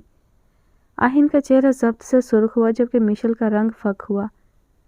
یہ اسد، میں نے نہیں، آئی ایم سوری، وہ بوکھلائی تھی۔ آہن نے پوری قوت سے وہ وال فریم دیوار پر مارا کہ کانچ کے ٹکڑے ارد گرد بکھر گئے۔ وہ چیختی ہوئی فاصلے پر ہوئی تھی۔ تم صرف میری ہو، تم پر میرا حق ہے، تمہارا ہر منظر میرے ساتھ قید ہونے کے لیے ہے، نہ کہ کسی اور کے ساتھ تم یہ لمحات گزارو۔ آج کے بعد اگر تم نے اسد سے ملنے کی کوشش کی یا پھر اس سے رابطہ کیا تو میں تمہاری جان لے لوں گا۔ اسے دیوار سے لگائے وہ جنوں خیزی سے گویا ہوا تھا۔ मिशेल दहल सी गई। उसका ये सफाकाना जनूनी रूप उसे सहमा गया था, लेकिन उसके लफ्ज़ों में छुपी दीवानगी पर वो बढ़ती धड़कन के साथ धीमा सा मुस्कुराई थी। इतना प्यार करने लगे हो मिस्टर आहिन? ऐसा कुछ नहीं है, लेकिन वो कोई हक नहीं रखता। उसने निगाह चुराई। मिशेल का दीवाना आहिन, वाह क्या अच्छी मीठी सी फीलिंग आ रही है। वो एक अदा से करीब हुए बाहें गर्दन में हायल करते मुस्कुराई थी। आहिन को अपनी बेख्तियारी का एहसास शिद्दत से हुआ। लब भींचकर उसने तेज निगाह से उसके हाथ झटके तो वो खिलखिलाई थी। उफ, आहिन अलवी मिशेल से नफरत का दावेदार मोहब्बत कर बैठा। मैं पागल हो जाऊंगी। चेहरा हाथों में छुपाए वो आहिन को चिढ़ाती हद दर्जा प्यारी लगी। मिशेल, आहिन ने तनबीह की, लेकिन वो शरारती चिड़िया बनी उसे चिढ़ा रही थी। ऐसी दीवानगी देखी नहीं कभी। उफ, आहिन अलवी मिशेल का दीवाना, यकीन नहीं आता। उछलती कूदती वो सुर्ख होते चेहरे से बोली। शट अप, ऐसा कुछ नहीं है, वो सर्द सा बोला। ऐसा ही है आहिन डार्लिंग। वो आगे आती एक बार फिर घूमती मुस्कुराई। आहिन ने उसकी कलाई जकड़ ली। खुश फहमी पाल कर जो मर्जी करो, आई डोंट केयर। वो दांत पीसते हुए बोला, लेकिन निगाह कुछ और ही दास्तान सुना रही थी। तेरी आंखों में मुझे प्यार नजर आता है, तू ही आशिक, तू ही दिलदार नजर आता है। वो मजीद एक गाना उसके गोश गुजारती खिलखिलाई। तुमने सॉन्ग्स में पीएचडी की है क्या? आहिन उसकी मौका की मुनासबत से गाना गाने पर दंग हुआ। नहीं, आपका हसीन चेहरा देखकर ये गाने याद आ रहे हैं, वो शरीर होती बोली। बहुत ही बेशरम लड़की हो, हस्बैंड की गाल कौन खींचता है? One and only Michel Alvi. उसने एक बार फिर आहिन का गाल खींचा। बदतमीज लड़की, निशान पड़ जाएगा। जानते हो कल मेरा शूट है। ओ माय गॉड, तुम तो नाजुक लड़कियों की तरह बिहेव कर रहे हो। क्या इतनी शर्म आ रही है? अल्लाह, मेरा हबी तो बड़ा शर्मीला है। लड़कियों के साथ सीन न जाने कैसे करता होगा। उसके सुर्ख होते गाल से क्या सराई करती वो आहिन की धड़कनें बढ़ा रही थी, जो हसीन रूप में एक तो इतने नज़दीक थी और दूसरा शरारत पर शरारत करके उसे भी शरारत पर उकसा रही थी। मैं बताता हूँ मैं लड़कियों के साथ सीन कैसे करता हूँ, बल्कि कुछ दिनों में तुम्हें लाइव दिखा दूंगा। उसकी कमर जकड़े मजीद करीब खींचकर पूरा सरारियत से गोया हुआ मिशेल की रीढ़ की हड्डी में सनसनाहट तोड़ गई। चेहरा हद दर्जा सुर्खी में ढला। वो धीरे से चेहरे की जानिब झुका जब मिशेल ने एक हाथ सीने पर और एक आंखों पर रखा। उसकी दिलरुबा शौक बना दाएं आहिन को उसकी जानिब माइल कर रही थी। अब क्यों शर्मा रही हो? मुकाबला करो। मुझे नहीं करना मुकाबला, वो बौखला गई। कल मैगजीन देखना, फिर बताना कौन शर्माता है कौन जलता है। उसके कान में सर्द से अल्फाज कहकर वो सीधा हुआ। मिशेल भी चौंकती हुई सीधी हुई। फिर तुम भी देखना मैं क्या करती हूँ। मिशेल अलवी को हल्का मत समझना। सीने पर कोहनी रखकर वो मजीद उसकी जानिब झुकी आंखों में देखते पूरे एतमाद सी बोली। Let's see. आहिन आंखें घुमाए उसकी जानिब मुकम्मल झुका था। उसके शौकपन पर वो घबराई शर्माई थी। चची, वो सिद्रा बेगम को पुकारती किचन की तरफ आई, जहाँ सिद्रा चची मसरूफ़ थीं। क्या हुआ मिशेल? चची, मुझे शॉपिंग पर जाना है, मुझे आहिन का गिफ्ट लेना है, वो उंगलियां चटखाते हुए बोली तो सिद्रा चची मुस्कुराई थीं। ज़रूर जाओ, गार्ड को साथ ले जाओ, गाड़ी भी पोर्च में खड़ी है। उसका गाल छूती वो नरमी से बोली तो वो तेज़ी से बाहर की जाने बढ़ी। थैंक यू चची, आई लव यू। सिद्रा बेगम शादाबी से मुस्कुराई। मिस्टर आहिन अलवी, अब मैं आपको बताऊंगी मिशेल क्या चीज़ है। मैं भी देखूंगी तुम कैसे उसके साथ वो रोमांटिक सीन करते हो। मैं मिशेल अलवी हूँ, तुम्हारी इकलौती बीवी। तुम्हें ना को चने ना चबवा दिए तो मेरा नाम भी मिशेल आहिन अलवी नहीं। गार्ड के साथ वो बाहर की जाने बढ़ी थी। कुछ फासले पर खड़ी गाड़ी ने बेसाख्ता उसका पीछा किया था।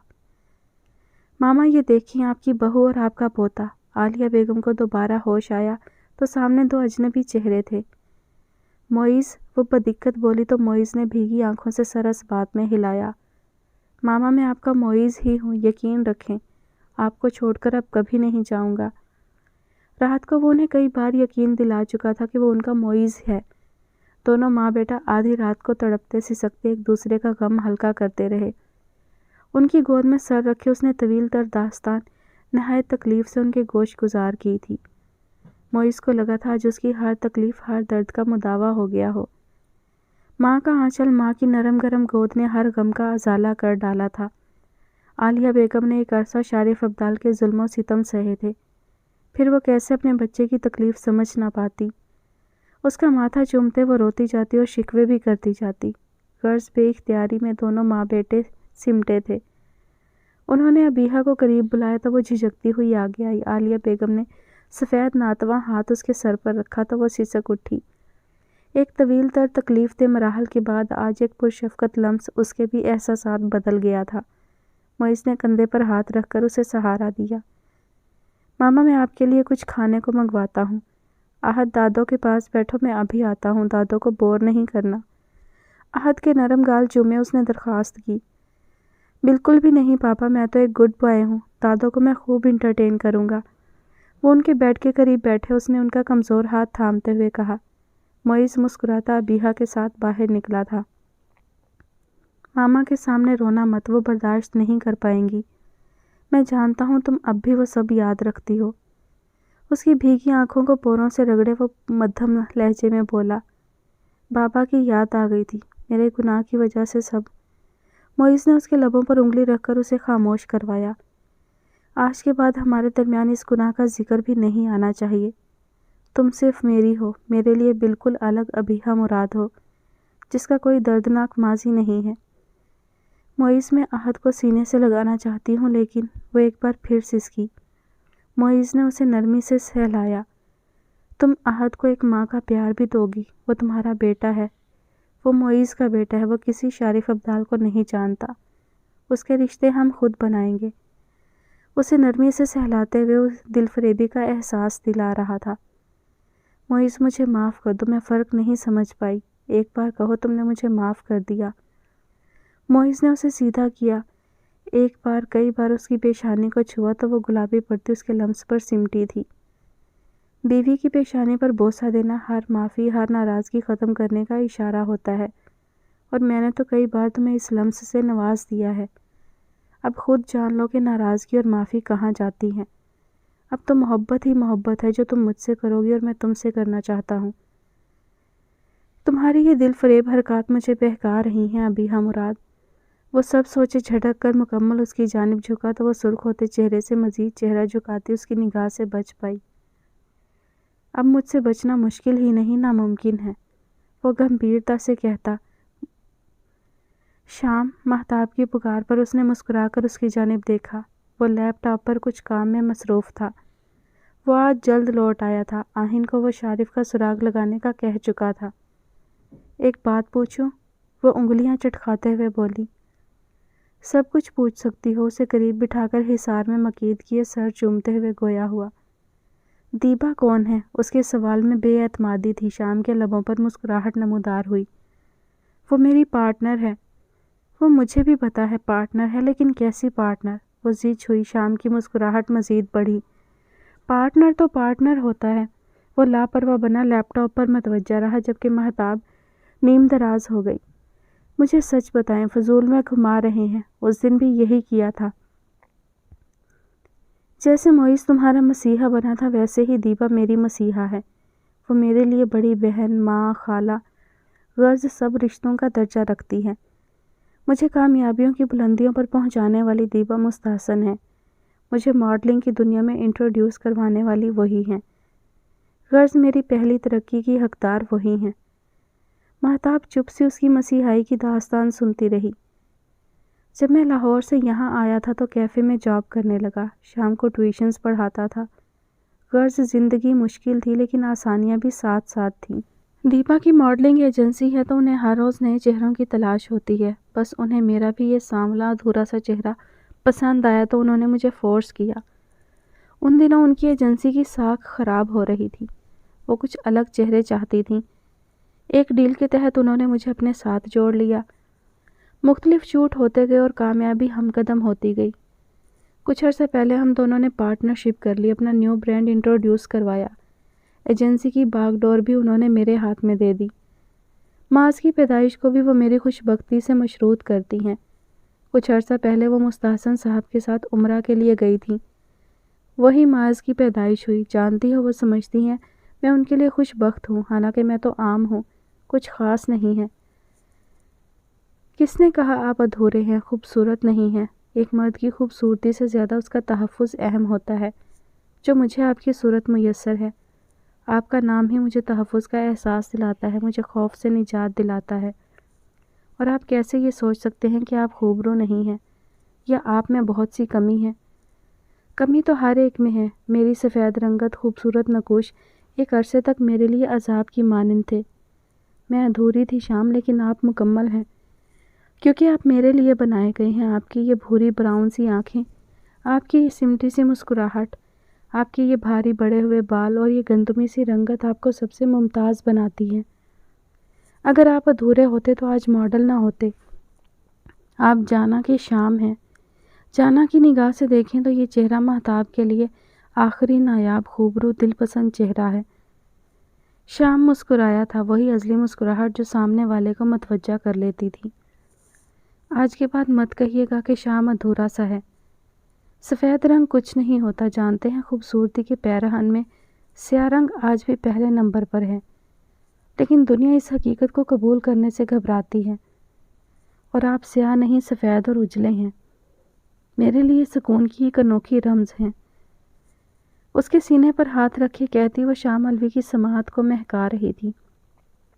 اب تو سکون ہے نا کہ دیبا میری کیسی پارٹنر ہے؟ ماہ نے جھینپ کر سر جھکا دیا۔ میں صرف اور صرف تمہارا ہوں، میں تمہارے بعد اپنا بھی نہیں رہا۔ جی پتہ چل گیا، وہ منمنائی تھی۔ جب تم شرما کر چہرہ جھکاتی ہو تو دل ایک الگ خماری شوخ پن کی جانب گامزن ہوتا ہے۔ فکر مت کیا کرو، تمہارے اور میرے دشمن کے گرد گھیرا تنگ ہو رہا ہے، شکنجے میں جلد پھنسنے والا ہے۔ وہ بنا دیکھے اس کی سوچوں کا رخ جان چکا تھا۔ شام، شارف بابا کو نقصان پہنچا دیں گے، وہ جیسے بھی ہیں میرے بابا ہیں۔ انہیں شارف سے بچا لیں، معیز کو بچا لیں شام۔ کسی کو کوئی نقصان نہیں ہوگا۔ معیز کی ماں اسے مل گئی ہیں اور تمہاری دوست ابیحہ مراد۔ وہ خاموش ہوا۔ کیا ابیحہ مل گئی؟ شام، وہ کہاں ہے؟ وہ ٹھیک ہے؟ آپ کو یہ سب کیسے پتہ چلا؟ وہ بے قرار سی استفسار کرتی سیدھی ہوئی۔ مجھے معیز نے ایک ایک حقیقت بتائی ہے، اس پر بیتی جانے والی اذیت، تم پر ہوئے ستم، ابیحہ کی گناہ کی غرض کہانی، سب مجھے معیز بتا چکا ہے۔ وہ تفصیلاً جواب دیتا غیر مرئی نقطے کو گھورنے لگا۔ تم ابیحہ سے کبھی نہیں ملو گی، شام کچھ دیر بعد بولا تو مہتاب نے جھٹکے سے اسے دیکھا۔ شام، جانا، مجھے ضد نہیں سننی۔ آپ اب مجھ سے ناراض ہوگے، سختی کریں گے؟ وہ منہ بسورے سوں کرتی شام کا غصہ پل بھر میں ختم کرنے کا موجب بنی۔ کبھی نہیں، لیکن فی الحال میں اس لڑکی کو تم سے دور ہی رکھنا چاہتا ہوں جو تمہارے لیے نقصان کا باعث بنی تھی۔ تو کیا عہد سے بھی نہیں ملنے دیں گے؟ نہیں۔ کیوں؟ وہ جھٹپٹا گئی۔ کیونکہ اسے سنبھالنے کے لیے ابیحہ معیز ہے۔ ہم اپنے گلاب کی تیاری کر لیتے ہیں۔ اس کی زبانی گہری سی بات پر وہ شرم سے اس کے سینے پر ہاتھ مار کر رہ گئی۔ شاپنگ مال میں انٹر ہو کر اس نے ارد گرد نگاہ دوڑائی۔ مسٹر آہن الوی، بہت ہلکا سمجھ لیا ہے تم کر کے دکھانا کسی ایری گہری لڑکی کے ساتھ شوٹ۔ وہ اب بھی بڑبڑاتی مختلف شاپس چھان رہی تھی۔ مشل کے ناقص دماغ کی چالاکیاں آہن جان جاتا تو شاید توبہ ہی کرتا۔ وہ جولری شاپ کی جانب آئی۔ آپ یہاں کھڑے ہوں، میں ابھی آتی ہوں۔ گارڈ نے اس بات میں سر ہلایا تھا۔ وہ دکاندار کو آرڈر دیتی مڑی تو سامنے اسد کو دیکھ کر ٹھٹک گئی۔ اسد، تم یہاں کیسے؟ ہاں، میں تم سے ملنا چاہتا تھا۔ وہ بالوں میں ہاتھ پھیرے مدھم سا بولا۔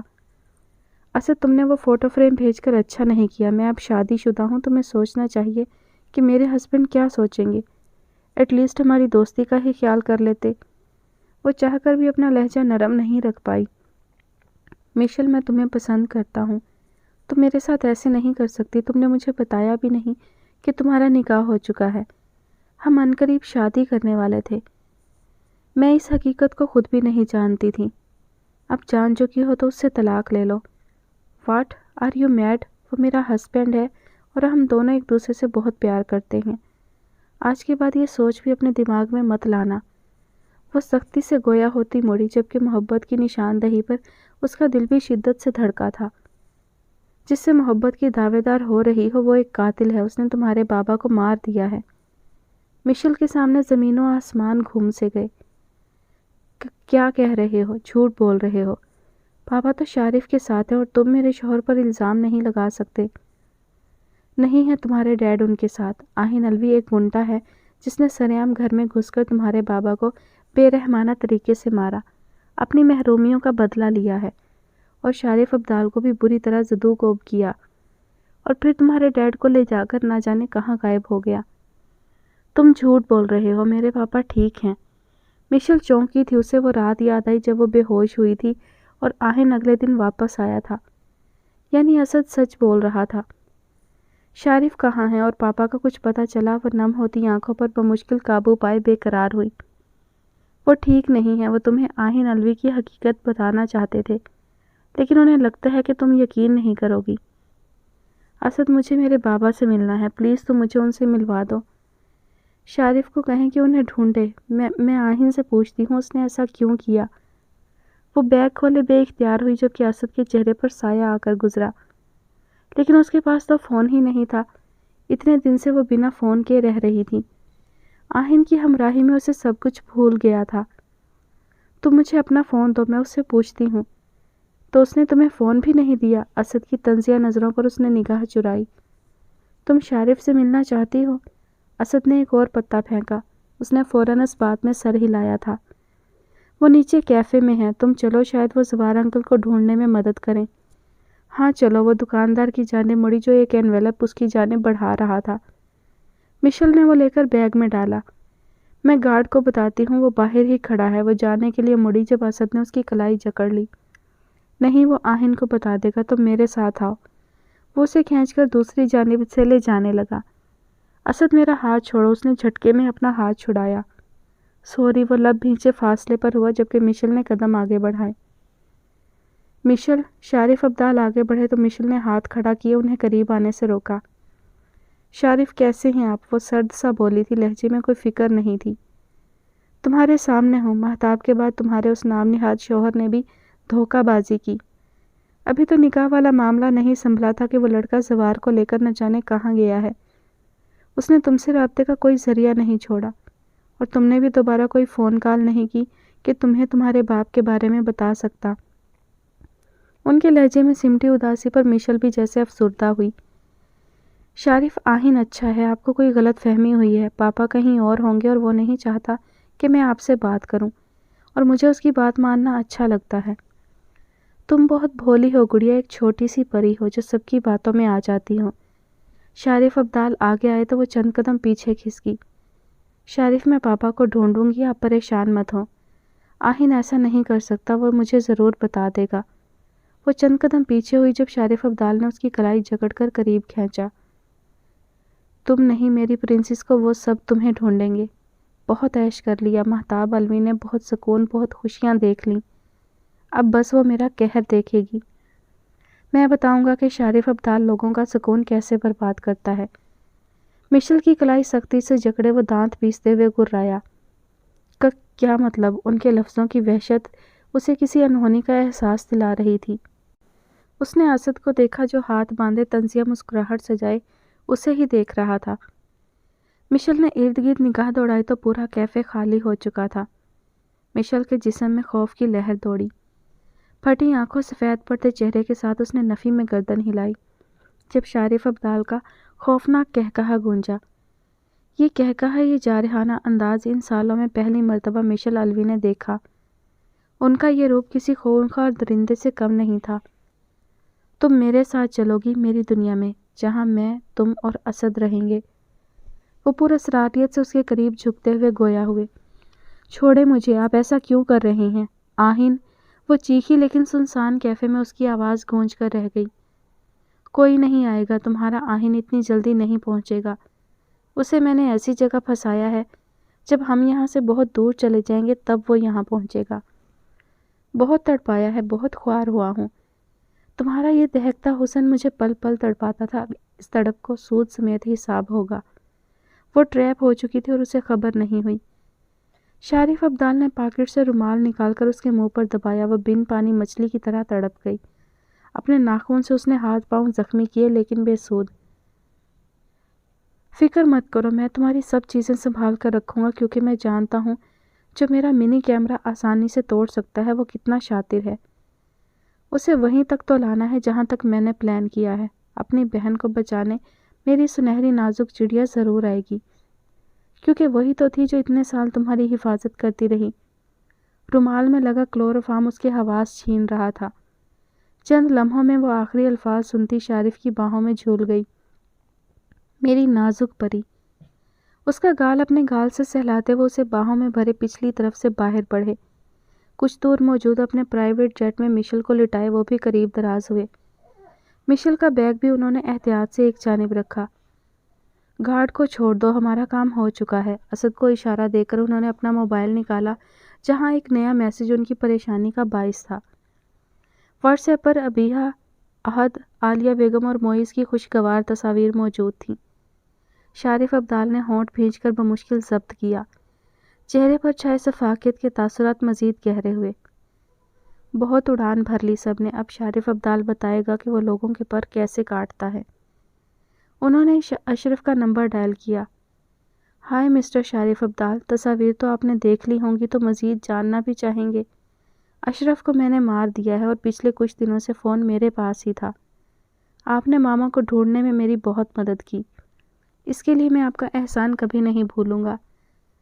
معیز کی پورے اعتماد شوق سی آواز پر شارف ابدال محض مسکرائے، جبکہ کانچ سی گرے آنکھوں میں ایک لالی چمکی۔ میں احسان کرتا ضرور ہوں، لیکن اس احسان کو سود سمیت واپس بھی لیتا ہوں۔ تمہاری جھوٹی نام نہاد منکوحہ کی بہن کو لا رہا ہوں اپنی رکھیل بنانے، اور وہ سنہری چڑیا جانتی ہی نہیں کہ وہ اپنے کیے کا کیا بھگتان بھگتے گی۔ فکر مت کرو، لائیو ویڈیو تمہارے ساتھ بھی شیئر کروں گا۔ سالی پر کچھ حق تو تم بھی رکھتے ہو، اتنے سال نکاح نامہ چھپائے رکھا۔ اوپس، جھوٹا نکاح نامہ، اب اس کا بھی کچھ صلہ ملنا چاہیے۔ مشل رشتے میں تو تمہاری سالی ہی لگتی ہے نا۔ شارف اسے چھوڑ دو، وہ چیخا تھا۔ آواز مدھم رکھو، بچوں کو زیب نہیں دیتا وہ باپ سے اونچی آواز میں بات کریں۔ فی الحال کچھ وقت انجوائے کرو، اپنے نام نہاد دوست کو بھی اطلاع کر دو، شاید اپنی سالی کو بچا لے۔ اسے کہنا مہتاب کو ساتھ ضرور لائے۔ شارف، معیز کی دہاڑ پر وہ طنزیہ مسکرائے۔ فون کاٹ کر انہوں نے سیٹ سے ٹیک لگا کر گہرا سانس کھینچا۔ آہن کہاں ہو، مشل کہاں ہے؟ شام بالکنی میں آ کر بے چینی سے گویا ہوا۔ اسے ابھی معیز کی کال آئی تھی۔ بھائی میں ایک شوٹ میں بزی تھا، میں جانتا تھا وہ گھر سے نکلی ہے۔ میں بھی یہاں سے نکلا تھا تاکہ اس تک پہنچ سکوں۔ مجھے شک تھا کہ شارف ابدال مشل کی طاق میں ہے۔ میں جلدی نکلا تھا لیکن ٹریفک میں پھنس گیا۔ 2 گاڑیاں میری گاڑی کے ارد گرد آ کر کھڑی ہوئی۔ سگنل بھی ڈاؤن ہو گئے تھے، اور پھر جب کراچی کی سڑکوں پر لوگ کسی ایکٹر کو دیکھ لیں تو… اس کی آواز میں بے قراری تھی۔ وہ گھٹیا شخص مشل کو ساتھ لے گیا ہے، مہتاب کو ابھی نہیں پتا، جلدی کچھ کرو۔ جی بھائی، میں ایئرپورٹ ہی جا رہا ہوں، آپ پریشان مت ہوں، اس کی لوکیشن مجھے شو ہو رہی ہے، اسے کچھ نہیں ہوگا۔ پیچھے کھڑی مہتاب کے ہاتھ سے گلاس چکنا چور ہوا۔ جمے قدموں اور پھیلی آنکھوں سے اس نے شام کو دیکھا جو مضطرب تھا۔ وہ لے گیا؟ نہیں، ایسا نہیں ہو سکتا۔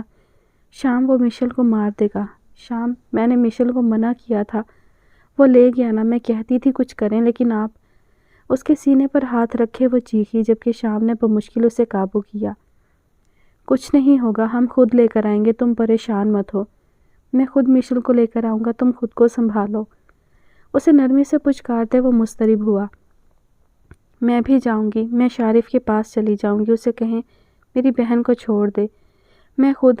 شارف، وہ ماما پاپا کو تکلیف دے گا، وہ میری دھوکے بازی کا بدلہ سب سے لے گا، وہ معیز اور راحت کو بھی مار دے گا۔ میں جاؤں گی اس کے پاس، وہ نفی میں سر ہلاتے ہوئے گویا ہوئی۔ خبردار جو کچھ الٹا بولا، شام نے سختی سے اس کا چہرہ جکڑا جو سرخ ہو رہا تھا۔ سیاہ آنکھوں میں خوف اور آنسو سمٹے تھے۔ اپنے شام پر یقین نہیں ہے؟ وہ فوراً نرم پڑا۔ شام میری بہن، وہ پھوٹ پھوٹ کر روتی ہوئی اس کے سینے سے لگی۔ مجھ پر یقین رکھو مہتاب، میں تمہاری بہن کو صحیح سلامت لاؤں گا، وہ میری بھی بہن ہے، میرے بھائی کی امانت ہے۔ میں جانتی ہوں شام، وہ اسے کہاں لے کر گیا ہوگا، آپ مجھے وہاں لے جائیں پلیز شام، لے جائیں مجھے۔ شام نے اس بات میں سر ہلایا تھا۔ مشل کی گمشدگی نے پل بھر میں جیسے پرسکون ماحول میں ایک طوفان بدتمیزی مچایا۔ خبر پھیل چکی تھی، دادا دادی، سعادت، سدرا سب مضطرب تھے۔ آہن سیدھا ایئرپورٹ روانہ ہوا۔ ارجنٹ ٹکٹ وہ کچھ دیر پہلے ہی بک کروا چکا تھا۔ مشل کی لوکیشن فی الحال شو نہیں ہو رہی تھی۔ اس لڑکی کی کوئی حرکت سیدھی نہیں ہے، میں اسے چھوڑوں گا نہیں۔ پاگل عورت بنا مجھ سے کنفرم کیے چلی گئی۔ تم ہو ہی جنگلی آتما، ایک بار میرے ہاتھ لوگو تمہیں میں بتاؤں گا۔ ہر بار مجھے اپنے پیچھے خوار کروایا ہے۔ مضطرب سا وہ ڈرائیونگ کر رہا تھا، سوچوں میں مشل کا پہرا تھا، دل کی دھڑکن اس کے نام سے ہی رک رہی تھی۔ نہ جانے شارف ابدال جیسا درندہ اس کے ساتھ کیا کرتا۔ شارف ابدال، تمہیں میں چھوڑوں گا نہیں۔ میری زندگی کو تکلیف دی تو میں تمہیں موت سے بدتر سزا دوں گا۔ وہ تیزی سے ایئرپورٹ کی جانب بڑھا۔ بھائی جلدی نکلیے گا، میں بس اندر جا رہا ہوں۔ وہ شام سے گویا ہوا۔ وہ مہتاب کے ساتھ گاڑی میں تھا، ابھی انہیں فلیٹ سے مہتاب کا پاسپورٹ بھی لینا تھا۔ نیم بے ہوش مشل کو اس نے باہوں میں بھر کر گاڑی میں بٹھایا۔ اسد اس وقت ایک روبوٹ کی طرح شارف کا غلام تھا۔ یہ لاکٹ، شارف نے طنزیہ مسکان سے وہ لاکٹ ہلکا سا کھینچا۔ سبز ڈائمنڈ کا نفیس سا لاکٹ دیکھنے میں ہی سب کو مبہوت کرتا تھا۔ کچھ اس کی نازک گردن میں سجا وہ لاکٹ نہایت نایاب تھا۔ شارف نے جھٹکے سے وہ لاکٹ کھینچا اور اسے گاڑی میں ہی پھینک دیا۔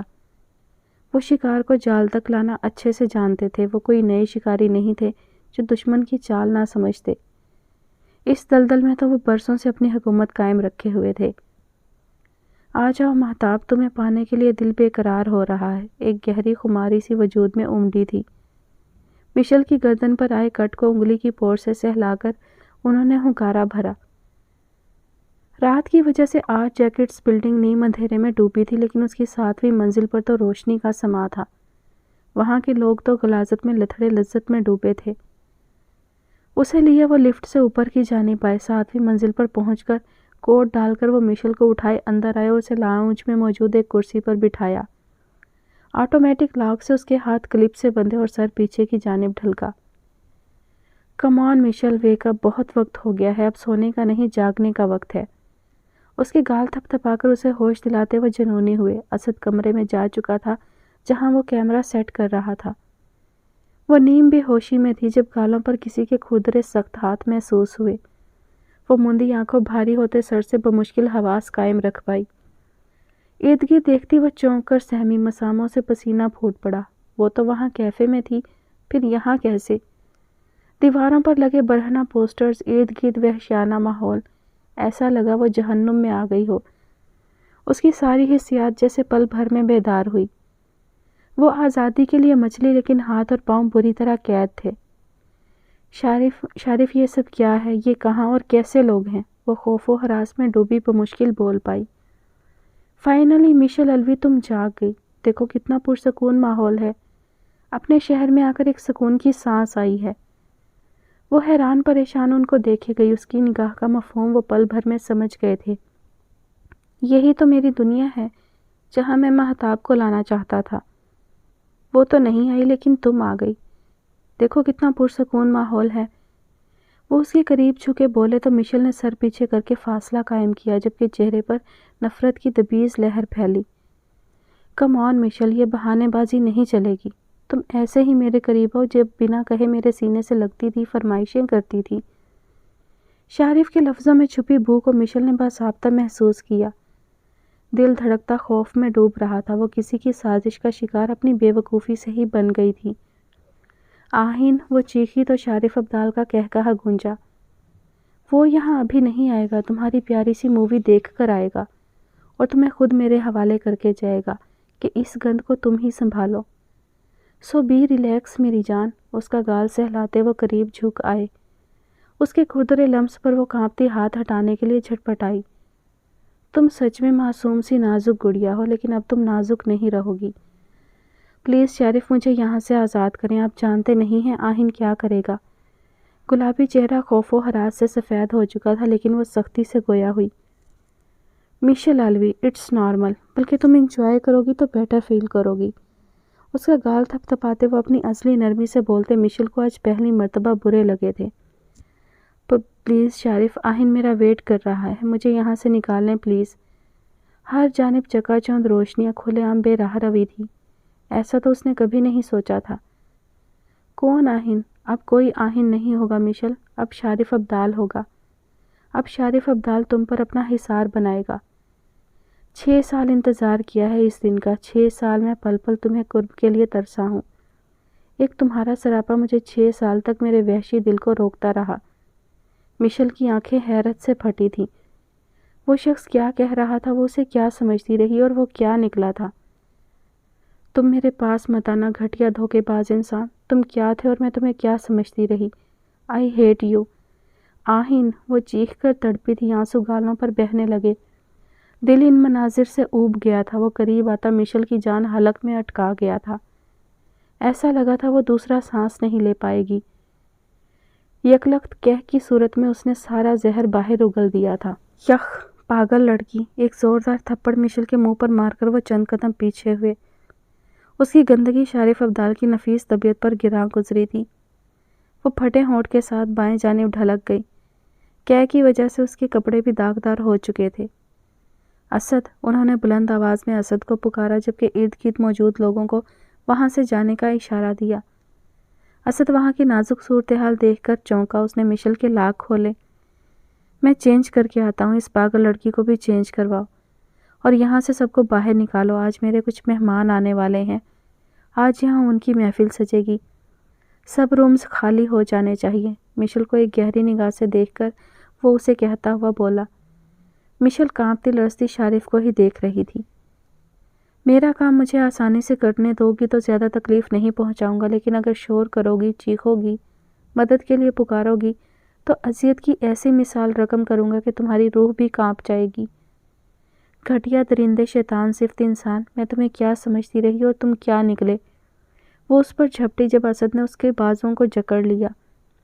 چھوڑو کمینے، لعنت ہو تم پر، بلکہ میں خود پر لعنت بھیجتی ہوں جو تم جیسے درندے کو اچھا انسان سمجھ بیٹھی تھی۔ یہ تو تمہاری بھول تھی۔ خیر، میں چینج کر لوں، پھر آرام سے باتیں کریں گے۔ اس کا گال تھپ تھپائے وہ وہاں سے نکلے۔ شارف، اللہ کی مار پڑے گی، مرو گے تم، نہایت غلیظ موت ملے گی تمہیں۔ مجھے جانے دو ورنہ میں سب ختم کر دوں گی۔ وہ دہاڑتی ہوئی اٹھی تھی۔ اسد اسے لیے واش روم کی جانب آیا۔ چپ چاپ چینج کرو ورنہ میں تمہارا حشر بگاڑ دوں گا۔ اسد کی بلند دہاڑ پر وہ سہمتی چند قدم پیچھے ہوئی۔ بدبو سے اس کا دل مزید اوب رہا تھا۔ یہاں سے ہلنا مت ورنہ میں تمہارے ساتھ وہ کروں گا جس کا تم نے تصور بھی نہیں کیا ہوگا۔ اسے واضح لفظوں میں دھمکی دیے وہ روم کی جانب بڑھی، جبکہ وہ پھوٹ پھوٹ کر روتی سنک تھامے کھڑی ہوئی۔ عجب بے بسی تھی، اپنی غلطی کی وجہ سے وہ آج ایک درندے کے چنگل میں پھنس گئی تھی۔ اسد اس کے لیے ایک شارٹ ڈریس لایا، جسے دیکھتی وہ آنسو صاف کیے قہر آلود ہوئی اور ڈریس کو زور سے اچھالا، جو سیدھا اس کے منہ سے لگ کر زمین بوس ہوا۔ میں نہیں پہنوں گی یہ اتنا بیہودہ لباس، تم پہن لو۔ مجھے جانے دو، خدا کا واسطہ ہے، وہ روتے ہوئے چیخی جب اسد اس کے قریب آیا۔ سر نے تم سے نرمی برتنے کو کہا ہے، لیکن میرا دل چاہ رہا ہے تمہارا حال بگاڑ دوں۔ اس کے بال جکڑے وہ گرایا۔ مشل درد سے تڑپتی سسکی۔ چھوڑو کمینے انسان، میں یہ نہیں پہنوں گی، مجھے کچھ اور لا کر دو۔ وہ اسے دور دھکیلتے ہوئے فاصلے پر ہوئی۔ اسد پر سوچ سا دوبارہ کمرے کی جانب بڑھا۔ ایک جینز اور چھوٹی شرٹ دیکھ کر اس نے بمشکل اس لباس کو پہننے کی ہمت کی۔ قے کی وجہ سے وہ مکمل بدبو سے لتھڑ گئی تھی۔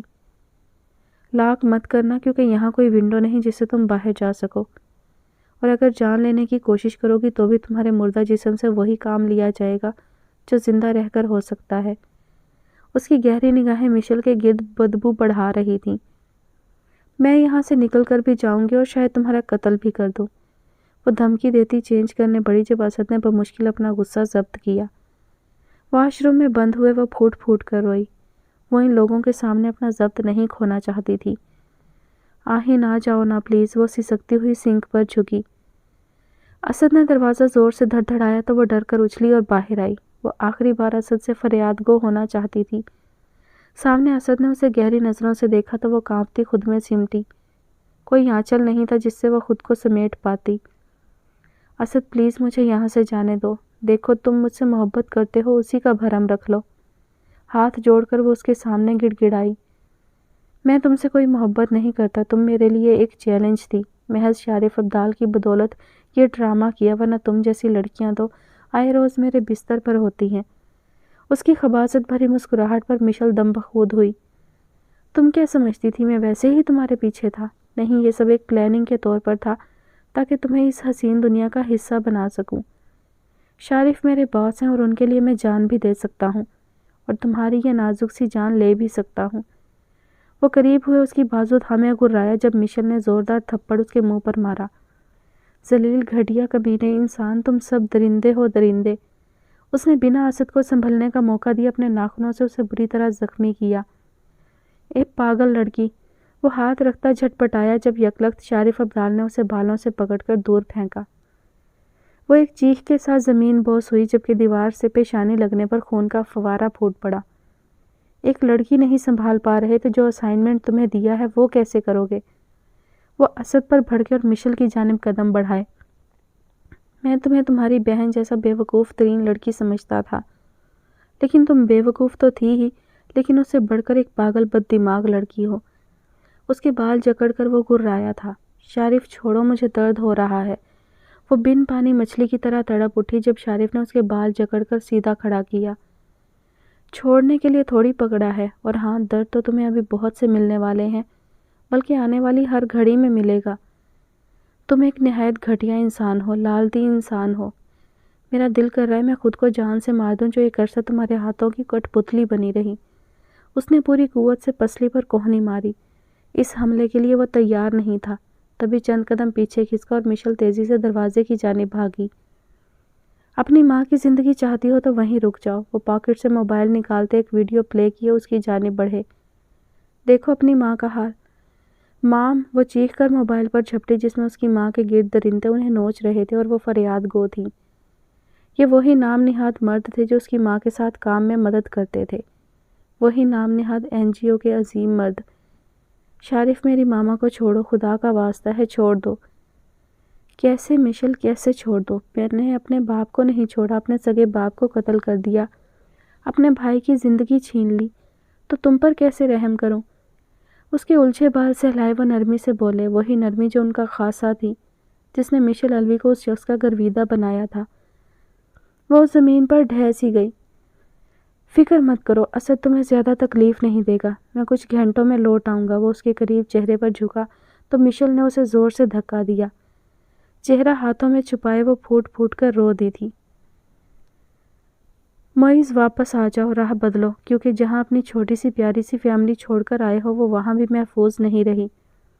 معیز کے پاؤں بے ساختہ بریک پر پڑے۔ سکونت زدہ فضا میں ٹائروں کی چرچراہٹ گونج اٹھی۔ شارف، میری فیملی کو کچھ مت کرنا، وہ فون پر چیخا۔ کم آن معیز، میں بہت کچھ کر سکتا ہوں، تمہاری اونچی آواز بھی میرا کچھ نہیں بگاڑ سکتی۔ اور ہاں، شیر ہمیشہ شیر ہی رہتا ہے، بے شک وہ گندی نسل کا کیوں نہ ہو، لیکن کتا اعلیٰ نسل کا بھی ہو تو کتا ہی کہلائے گا۔ اگر اپنی فیملی کو بچانا ہے تو مشل کو بچانے کا خیال دل سے نکال دو۔ فی الحال انہیں بچاؤ جن کی تمہیں سب سے زیادہ ضرورت پڑنے والی ہے۔ معیز نے گاڑی فلیٹ کی جانب موڑی۔ وہ انہیں وہیں چھوڑ کر آیا تھا، لیکن شارف جیسا عیار انسان وہاں کی لوکیشن بھی جان چکا تھا۔ ویسے تمہاری بیوی میری دوری سے کافی حسین ہو چکی ہے۔ سنو، رکو، اس کی چیخیں سنو۔ شارف، میں تمہیں زندہ زمین میں گاڑ دوں گا، اسے چھوڑو۔ خیر، تمہاری بکواس تو جاری رہے گی۔ اگر ان کو بچانا چاہتے ہو تو میں تمہیں ایک ہنٹ دیتا ہوں۔ جہاں سے اس حسین داستان کا آغاز ہوا تھا وہیں جاؤ اور بچا لو اپنی فیملی کو۔ وہ شخص دماغ سے کھیلنا جانتا تھا۔ شارف، پلیز مت کرو، وہ چیخا، لیکن کال کٹ چکی تھی۔ اس نے زوردار طریقے سے دونوں ہاتھ سٹیئرنگ پر مارے۔